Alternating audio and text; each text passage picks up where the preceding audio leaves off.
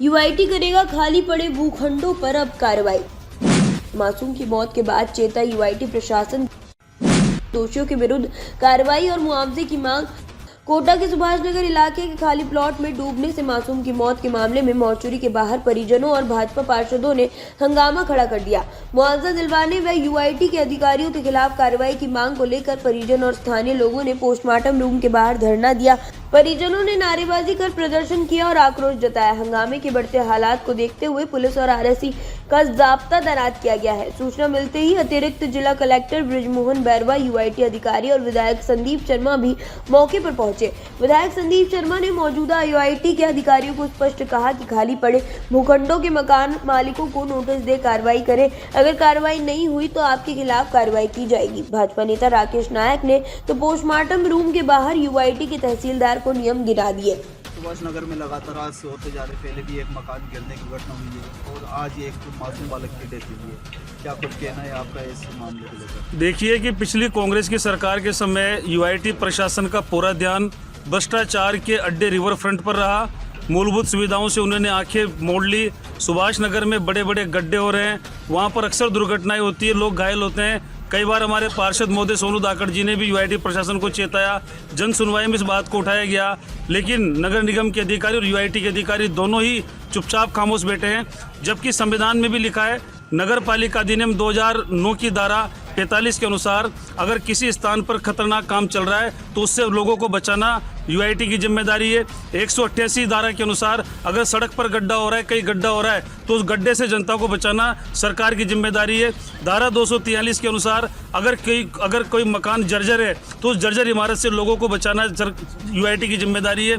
UIT office में बैठे बैठे ही कमीशन लेकर भवन निर्माण स्वीकृति जारी कर देती है। ये नहीं देखती कि जहाँ पे निर्माण चल रहा है उसके पास कोई जर्जर इमारत हो सकती है। इसका खामियाजा सुभाष नगर को भी भुगतना पड़ा।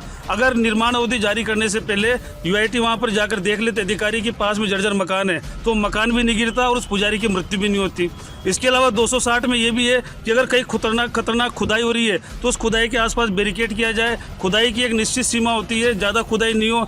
लोग बाग मकान बनाने के लिए खुदाई तो करते हैं, बाद में पानी भर जाता है और फिर ऐसी दुर्घटनाएं होती रहती है।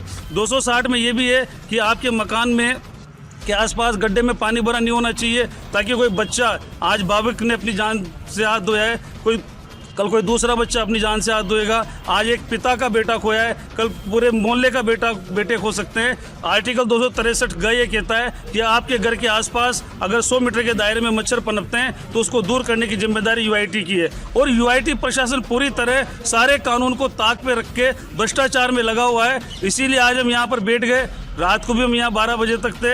हमारी पूरी संवेदनाएं परिवार के साथ है। मैं खुद भी सुभाष नगर का निवासी हूँ। आज ये दुर्घटना भाई तुषार के साथ हुई है, कल मेरे साथ हो सकती है, परसों सोनू धाकड़ के साथ हो सकती है और किसी के भी साथ हो सकती है। मैं तो कहता हूँ भारत के प्रत्येक नागरिक की जिम्मेदारी करना सरकार का कर्तव्य है। हम यहाँ बैठे हैं, यूआईटी प्रशासन के खिलाफ हत्या का मुकदमा दर्ज होगा।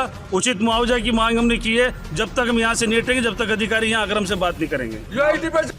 स्थानीय लोगों का कहना है कि यूआईटी और निगम को कई बार इस मामले में शिकायत दी जा चुकी है, लेकिन इस ओर ध्यान नहीं दिया गया। इसके कारण एक मासूम की जान चली गई। पीड़ित परिवार को मुख्यमंत्री सहायता कोष से सहायता राशि 2 लाख, दोषी के विरुद्ध कार्रवाई के आश्वासन के बाद मामला शांत हुआ।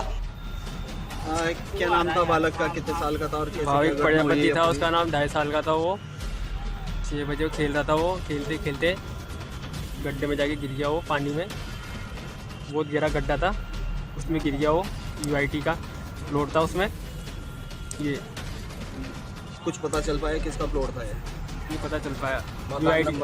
प्लॉट नंबर आपको कैसे पता चला कि बच्चा पानी में डूबा हुआ? किसी ने बताया था। यहाँ देखो, यहाँ देखो।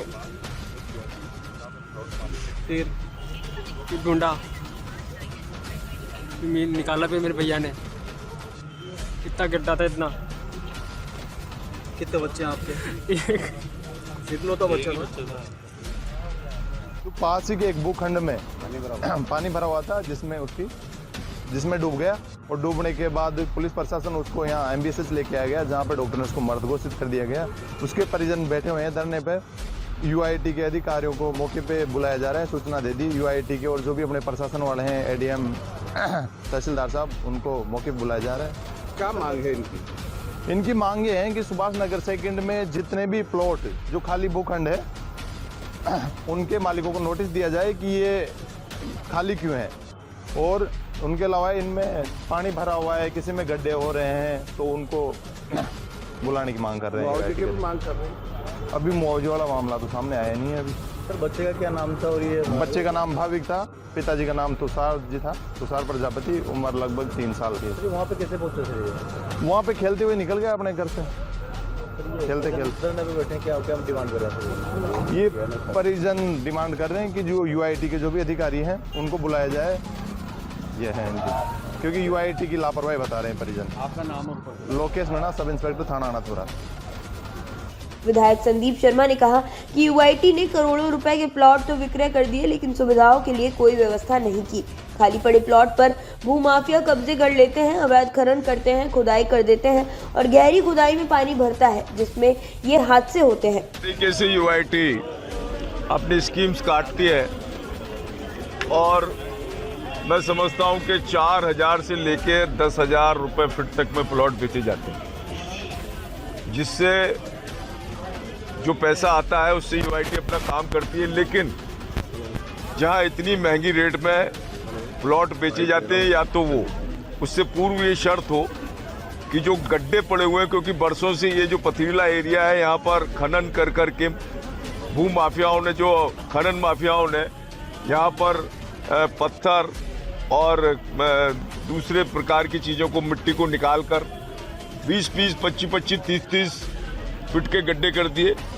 उनसे या तो डेंगू में लोग बाग मरते हैं, या फिर डूब के, जैसे बच्चा छोटा मरा उस तरीके से डूब के लोग बाग मर जाते हैं। और इतनी भयावह स्थिति है कि कोटा शहर के, नए शहर के अंदर पिछले 5 सालों से UIT की स्कीम्स में, जिसमें करोड़ों रुपए के प्लॉट बेचे गए, वहाँ सुविधाओं को लेकर कोई कार्य नहीं हुआ।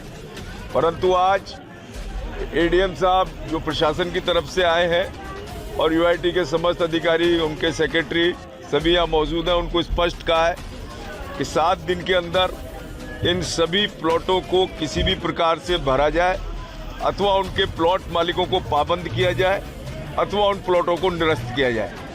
अब ये UIT का विषय है, अन्यथा इसकी जवाबदेही UIT की होगी, क्योंकि जिस प्रकार का दृश्य, भयावह दृश्य, एक छोटा बच्चा जिसकी उम्र 2.5-3 साल है, जो परिवार का इकलौता बच्चा है, जिसकी 9 बहनों के बाद जिसका जन्म हुआ, किस प्रकार से उस पीड़ा को उसके माँ बाप झेल रहे होंगे। हमारे पार्षद सोनू नागर जी और हमारे सभी पार्षदगण, सुरेंद्र राठौड़ जी, संजीव जी और डैनी जी, सभी लोगों ने यहाँ, योगेश राणा जी, ये सब लोग यहाँ धरने पर बैठे हुए थे। मैं यहाँ आया हूँ और प्रशासन से बात की और उनको स्पष्ट कहा है कि इस प्रकार की कार्रवाई की जाए कि जिससे दोबारा ऐसी शिकायतें ना आए, जिससे तुरंत इन प्लॉटों को या तो जमीन मालिक, जो प्लॉट मालिक है, वो उसको भरे अथवा UIT भराए। और इस विषय में जो ये प्रकरण हुआ है, जिसमें छोटे बच्चे की मृत्यु हुई है, उसमें जिसका भी प्लॉट हो, उस प्लॉट मालिक के खिलाफ मुकदमा दर्ज होगा और उसको मुआवजा दिया जाए।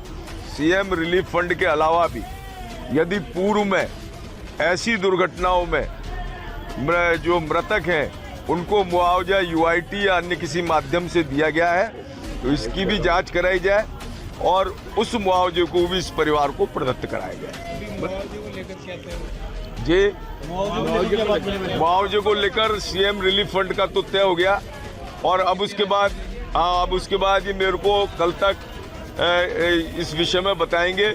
यदि पूर्व में भी किसी को ऐसे प्रकरण में, ऐसी दुर्घटना में, यदि पूर्व में UIT के द्वारा या अन्य किसी माध्यम से मुआवजा मिला है, तो इस बच्चे को भी, इसके परिवार के बच्चे को भी वो मुआवजा दिया जाएगा। भाई साहब, CM रिलीफ फंड से जो भी 2 लाख करीब होता है, वो 2 लाख के लिए तो कार्रवाई अभी आज से चालू हो जाएगी। आज FIR लॉन्च करा देने के उपरांत और इसकी कार्रवाई तुरंत प्रारंभ हो जाएगी। जो भी प्रोसेस में समय रहता होगा उसके बाद CM रिलीफ फंड का चेक आ जाएगा।